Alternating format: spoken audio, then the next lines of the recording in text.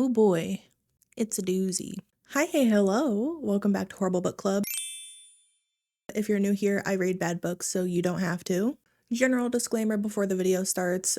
The channel name is Horrible Book Club. I read books that I think are bad. You are allowed to disagree. You are allowed to like books that I don't like. I can't make you go watch something else, but I would recommend it. But if you are like me and you love consuming horrible, cringy content, then hang out for a while. Last week I made a video about the first two books in the Vicious Lost Boys series, The Never King and The Dark One. If you haven't watched that video yet, I would recommend clicking away, going and watching that one before watching this one, but I'm not your mom, so do what you want. Quick recap for all of you rebels that don't want to go watch the first one, or my friends with bad memories. Winnie, who is 18, has been kidnapped by Peter Pan because one of her ancestors stole his shadow, and ancestral memories are passed down through blood or some bull.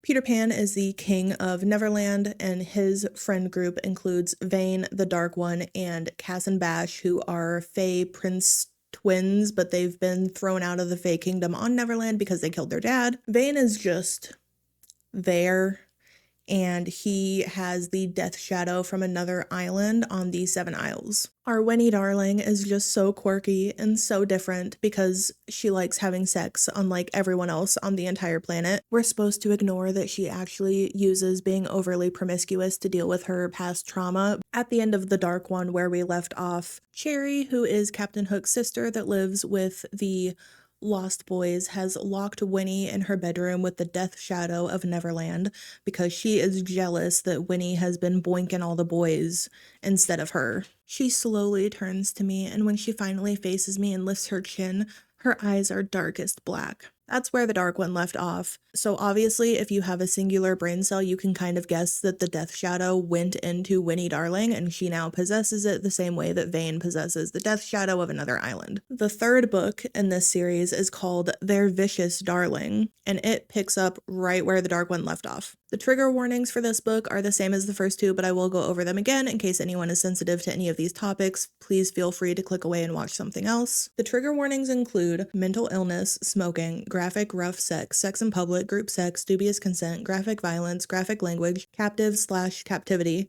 degradation, submission, bondage/ropes, spanking, blood plague, choking, consensual non-consent, talk of sexual assault. All right, with all that out of the way, for anyone that's still here, brace yourself. Chapter 1, Peter Pan. Vane, Cass, Bash, and Pan are all walking back to their treehouse after getting Pan's shadow back from Captain Hook. How do I feel? I thought once I had my shadow, I would return to whatever version of myself existed when I lost it, but that's impossible, I realize now. Peter Pan, the infamous Never King, has been transformed by a darling girl, a dark one, and two Fae princes. And the way he says this would lead you to believe that he is also in love with Vane, Cass, and Bash the same way that he is in love with Winnie darling, but he's not. If you're going to hint at a big polycule at polyamory, then give it to me. Show me the boys having sex and cuddling afterwards, but no, you're a coward. Vane and Pan start talking about Winnie, and Vane's all like, I can't have sex with her without hurting her, and I'm so broody, and I'm 13, and maybe not 13, that's very illegal. I'm an edgelord, and this is very deep. Shut up. Vane says to Winnie, I am a blade, a predator with sharp teeth. If I don't cut her as one, I will tear through her as the other. I don't know what the to do about that. My brother in Christ. The only thing that makes you a predator is the fact that you boinked her like 3 days after she turned 18 and you refused to give her a safe word. All you've done is choke her and gang her. You aren't some BDSM masochistic dom. Shut the up. And I know Vane is traumatized by vague, unthorough backstory events that I'm sure happened but were never written, and he has his dark, gloomy shadow, but please be quiet, I don't care. And the only thing that Pan notices throughout this whole whatever Vane is talking about is that he has started calling darling Winnie, and all of the other boys still call her darling. It was always meant to be Vane. We will all have her, but Vane might get a part of her the rest of us can never see. Which would be a cool storyline if it was written out at all. The only thing she's done with any of them is have sex. They haven't bonded more. They started bonding the last out of all of them, if anything. If you're going to have these weird relationship dynamics, then fully flesh them out. You fucking coward. When they get close to the treehouse, there is a wolf standing in the path for some reason. And Peter Pan's like, I haven't been able to talk to the wolf since I had my shadow however many years ago. And he tells the wolf to leave. And the wolf is like, fuck you, I do what I want, and goes to the house. Chapter 2, Peter Pan. All of the boys run to the house concerned for Darling's safety since the wolf has gone to the house. When they get there, Winnie is sleeping in her bed. Cherry is crying on Winnie's bedroom floor, and the wolf is in Winnie's bed cuddling her for some reason. And Vane's like, grrr, I told her to get in the tomb when we were at Captain Hook's house, grrr. And so Pan's like, go have a drink and calm down. Winnie wakes up and's like, guys, I'm okay. Everything's fine. I'm okay. And everyone just accepts that. Winnie goes back to sleep, and Pan says, I turned to the wolf, his head turned towards me, blue eyes on me. She's mine. Do you understand me, wolf? Mine. Do you think that Winnie Darling is going to fuck the wolf?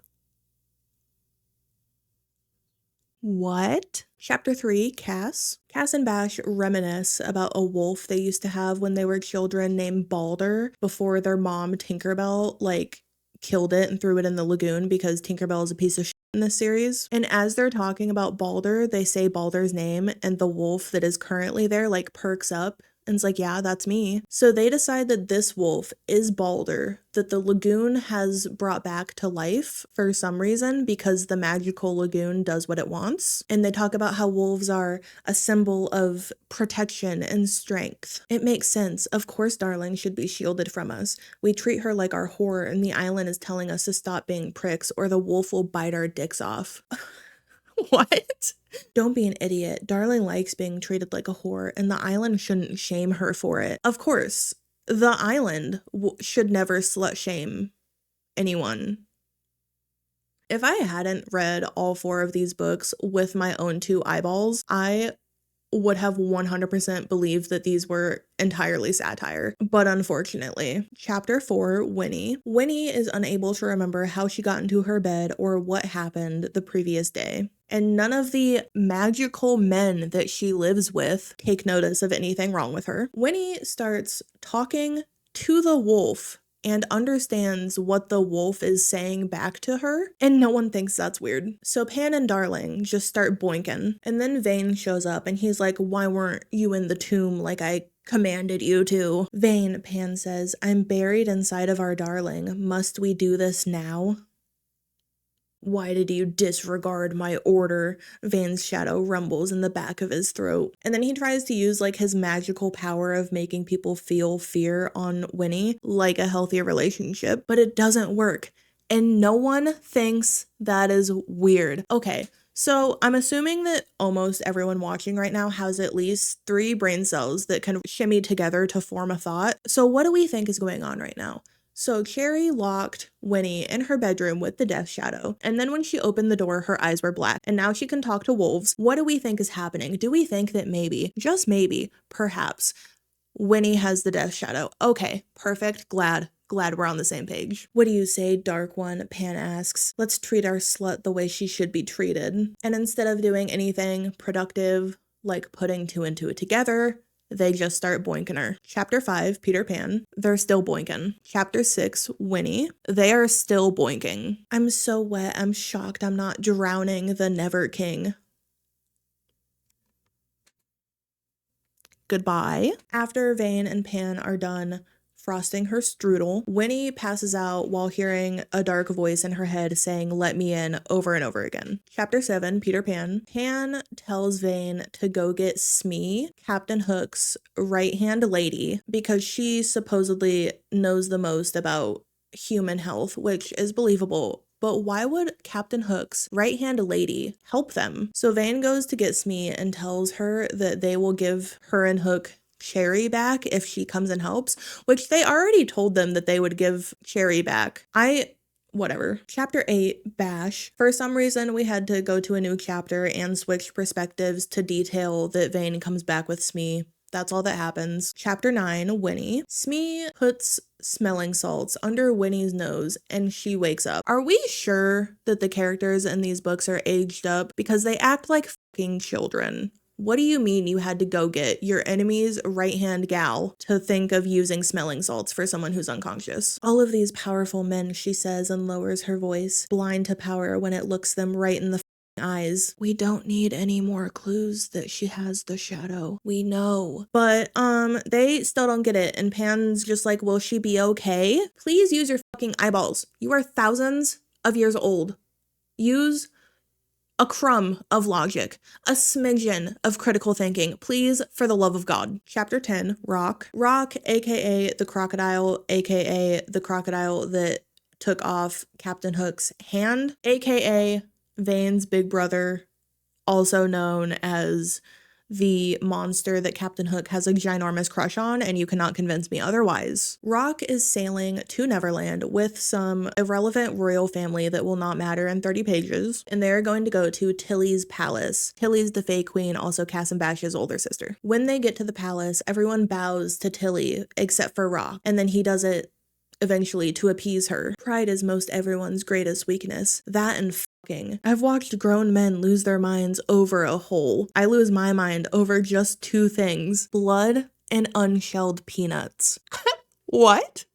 He eats so many peanuts in this book. So many peanuts. Like, him unshelling them is written out every single time. My editor may be mediocre at best, but I don't hate them enough to start a counter for every time this motherfucker eats a peanut, so we're not gonna do that. Tilly tells Rock that there is a new darling on the island, and he's like, oh my god, is she anything like Wendy? I am endlessly fascinated by women. I was in total awe of Wendy Darling. She's the only person to ever beat me at a game of chess. Okay. If you couldn't tell, which you probably could not, this is supposed to be the, like, girl power book of this series, and if you squint your eyes really hard and try to look right past all of the misogyny, you still can't really see it. So Tilly tells Rock that Wendy was never returned to the mortal realm. Okay, Wendy Darling had told Peter Pan that she had already had a child so that Peter Pan would let her stay on the Seven Isles to be with Rock because they were in love. Peter Pan needed her to have already had a child to continue the Darling bloodline so that he could eventually find a shadow. Okay? Wendy Darling lied and had not already had a child, but she was pregnant, so she had gotten pregnant while she was in Neverland. And Rock is like, well, my kind can't procreate. How the do you exist? What do you mean? Do you grow in the ground? You know, that would explain so much, actually. Makes sense. Whatever Rock and Vane are cannot procreate. So Wendy Darling was pregnant with Captain Hook's child because Captain Hook had slept with Wendy, and that's why Rock ripped his hand off or whatever. So Captain Hook is Winnie's great-great-grandfather? Okay, I must amend my list. I will lose my mind over 3 things: blood, unshelled peanuts, and revenge. Chapter 11, Cherry. Vane corners Cherry and asks her what she's hiding and why Winnie wasn't in the tomb when they returned from Captain Hook's. And she's just about to answer so that these stupid men, boys, lost boys, but they're aged up. So these stupid creatures can figure out that Winnie Darling has the death shadow finally, but then Rock shows up and like tackles him, and so they just drop the subject. Chapter 12, Winnie. Pan takes Winnie to the town near their treehouse, and the town is named Darlington. Chapter 13, Peter Pan. They go to a tavern and order food, and they have stupid names for food items like french fries are matchsticks and ketchup is tomato syrup.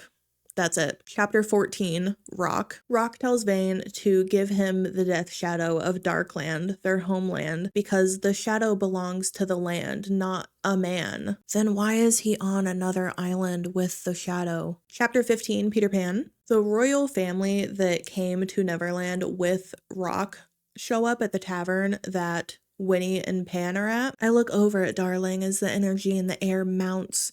What the fuck is that? I can feel her. Piece it together. I am begging you. One of the princesses starts trying to flirt with Peter Pan, so Winnie stabs her in the throat. And then she grabs the other princess. Blackness eats at the princess's skin and pulses through her veins. She chokes on the darkness. Blood vessels burst around her eyes. First of all, goddamn. Second of all, do you fucking get it now? Do you get it now? Peter Pan, King of Neverland with a shadow. Do you understand now? Magical man that should know when someone has a shadow. Do you get it? Do you get it? Do you understand? Rock shows up and points a gun at Winnie, the scariest man in the Seven Isles, who is referred to as the devourer of men. This scary man that everyone is super afraid of just points a gun at her, okay? So Winnie just stabs him, and then they think that he's dead. But Winnie doesn't know that that was Vane's brother. Chapter 16, Peter Pan. Pan flies Winnie back to the treehouse. Her eyes are still black. Where the f did she get the shadow? And better yet, how the f is she holding on to it? Yes, how is Winnie, darling, holding on to the shadow? They've said multiple times in this series that a simple human being could never contain a shadow. It would just kill them. How, what? Sure. Our dear Winnie is told that she has the death shadow, and she's like, oh my god, that's not possible, because you know her, fucking boys is what she does, not thinking thoughts. Chapter 17, Hook. The crocodile, not dead, shows up on Captain Hook's doorstep. Would you believe me if I said I missed you? Are they really doing the trope of the enemy shows up on his enemy's doorstep because he had nowhere else to go? Just make them kiss. Make them kiss, please. And then Rock passes out, and Hook is like, well, I can't kill a man when he's down. That's poor form. After they bring him inside and lay him on a bed, Hook says, I imagine what he must look like shirtless and immediately regret the thought. Shirtless with my blade protruding from his ribs. That's more like it. Just kiss him. We'll wait till he wakes up, because he didn't consent to somnophilia, but just kiss him. Just kiss. Chapter 18, Winnie. I do not have the death shadow. Winnie, bestie, girly, if you do not start using a fraction of critical thinking, a singular brain cell, I'm going to lose my fucking mind. Winnie doesn't remember what happened at the tavern when the shadow took over, so Pan tells her that she probably killed Vane's brother. And she's like, oh my god, no, I would never do that. And then she runs upstairs directly into Vane. The one instance of someone in this group of fuckery having a observational skill is used for Vane to ask why she's covered in blood. Start f***ing talking, darling. I smack Vane across the face. As you should. He told you you can't have a safe word. F*** him up. So obviously Winnie and Vane have sex about it. Cock still out and glistening with my juices, he pulls out a cigarette and lights it. Oh my god, we're doing it again. Huh? Pardon? What do you mean? And then Vane's like, you better start running. So Winnie runs away. Jesus Christ. Chapter 19, Bash. Yes, Cass and Bash are still in this book, apparently. I know you forgot about them, but they're still here. All of the boys decide that they want to chase their darling girl. Whoever finds her first gets to pick a hole. That's a crazy thing to say. That is a wild sentence to speak out loud.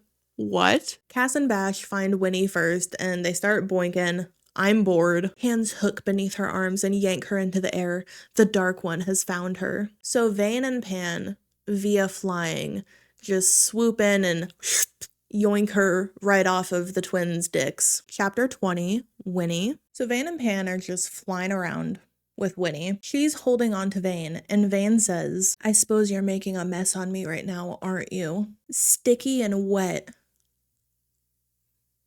Is that supposed to be hot? And then they do the deed, mid-air, flying around, and the phrase, "Fuck my clit," is said again. Do any of you guys know if Blue Cross Blue Shield insurance covers lobotomies? Asking for a friend. And then Pan guides his cock into me too, somehow, some way. Peter Pan and the Dark One both fill me up at the same time. I swear to God, Nikki St. Crow has never heard of PrEP in her entire life.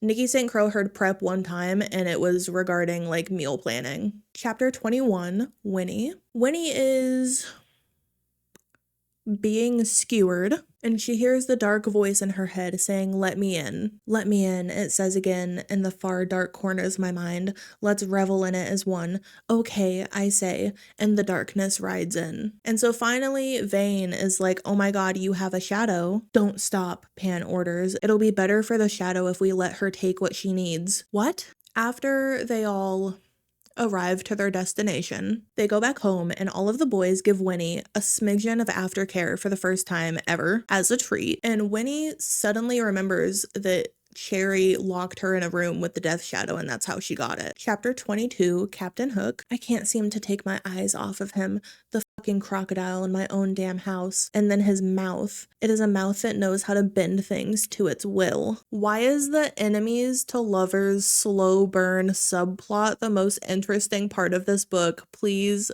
just make them kiss. Just make them smooch. Please, please, I'm begging you.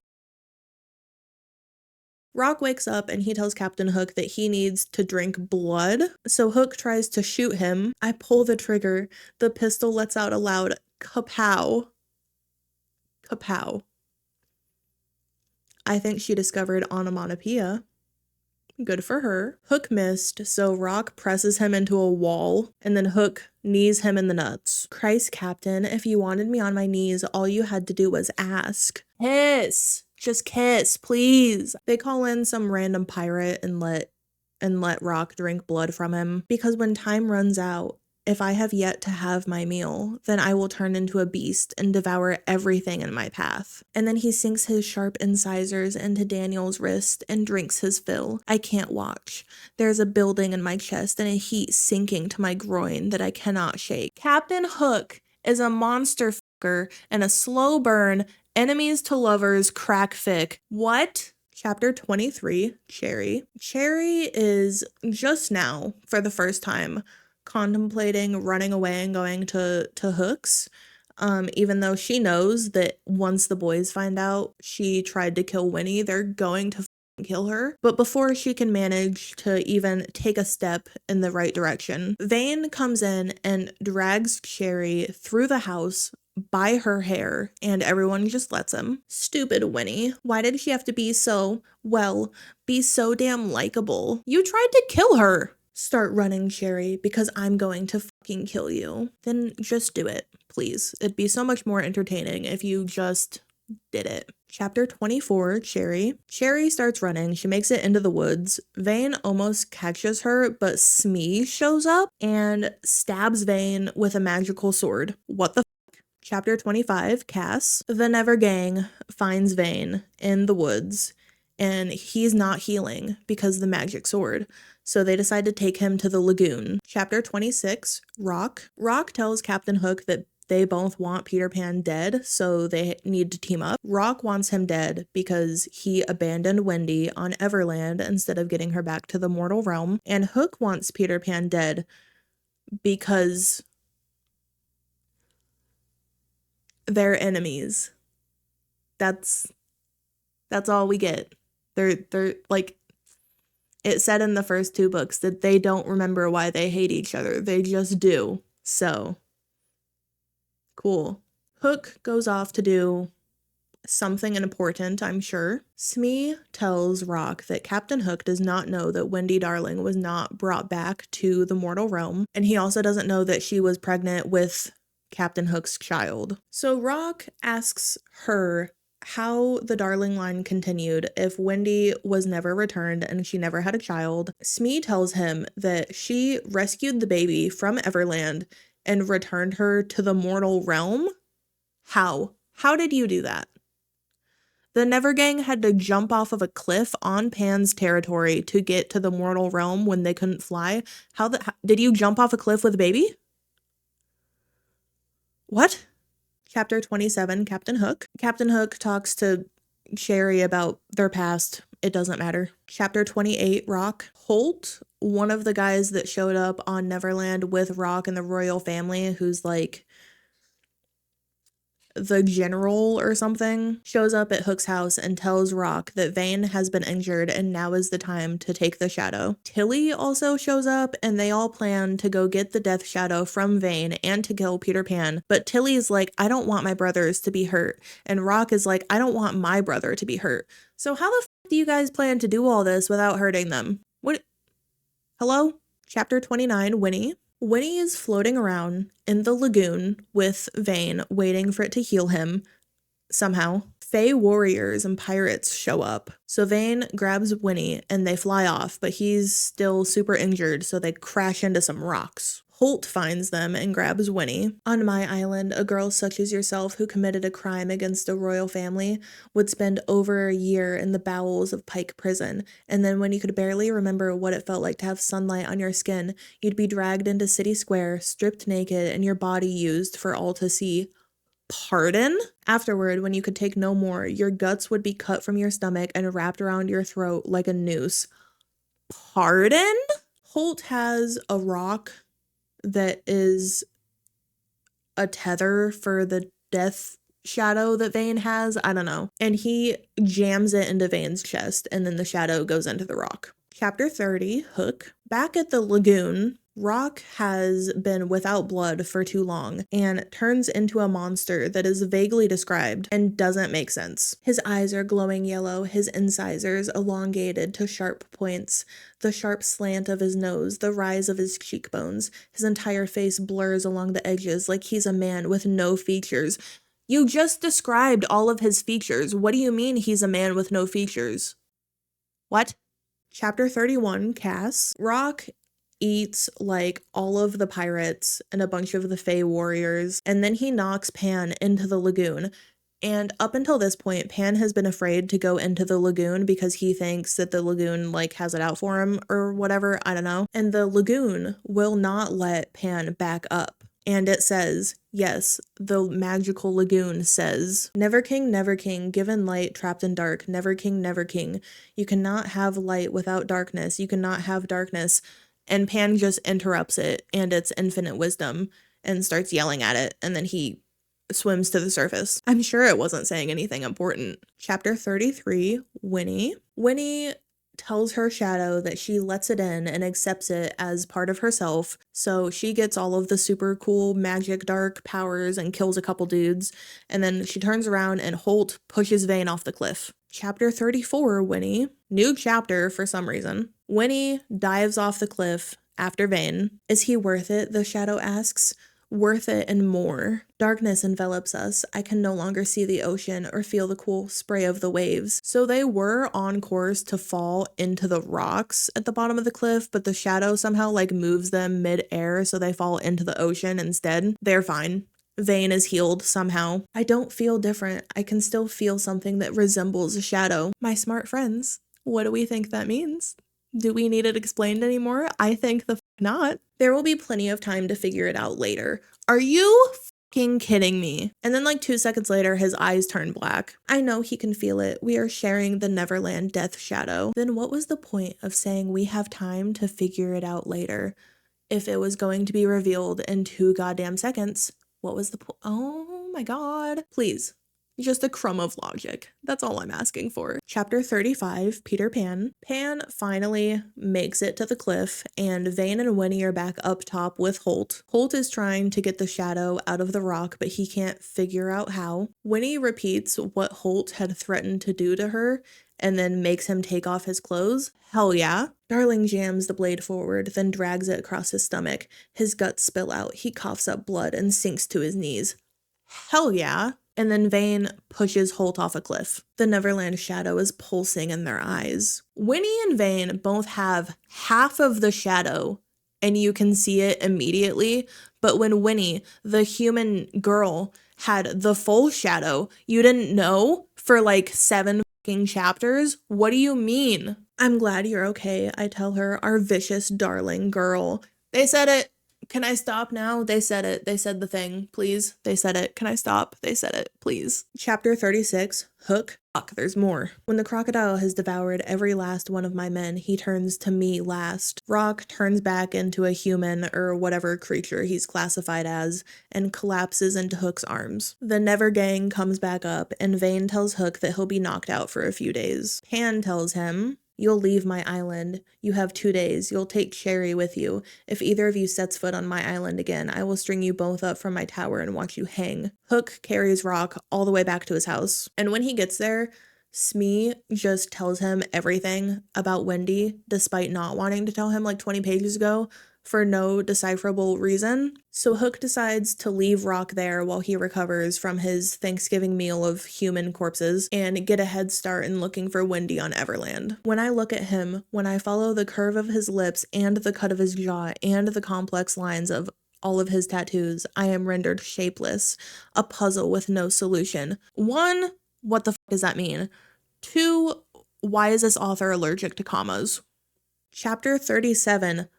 Balder? The wolf?